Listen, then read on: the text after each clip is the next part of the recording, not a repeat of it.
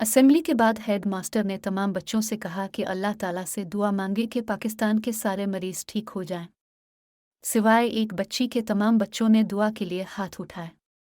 लड़की से head master ने दुआ न मांगने की वजह पूछी तो बच्ची ने जवाब दिया, सर मेरे अबू तो डॉक्टर हैं।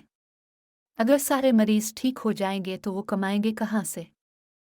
नर्स ने शौहर को खबर सुनाई कि इसके यहाँ जुड़वां बच्चे पैदा हुए हैं। शौहर ने सर्द आह भर के कहा, मैं जानता था यही होगा क्योंकि मेरी बीवी हमेशा से फजूल खर्च है। मरीज दांत के डॉक्टर से, डॉक्टर साहब अब कई दिनों से मेरे दांत निकाल रहे हैं और हमेशा गलत दांत निकाल देते हैं। डॉक्टर, आज यकीनन सही दांत निकालने में कामयाब हो जाऊंगा। मरीज, वो कैसे। डॉक्टर, इसलिए कि आपके मुंह में अब सिर्फ एक दांत ही रह गया है।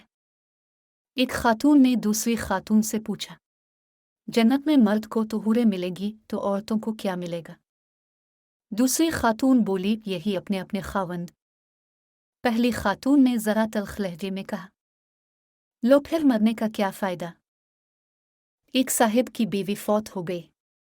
एक खातून उनसे मिलने आई और बोली, मैं आपकी बीवी की बहुत प्यारी सहेली हूँ, क्या मुझे इसकी कोई निशानी मिल सकती है।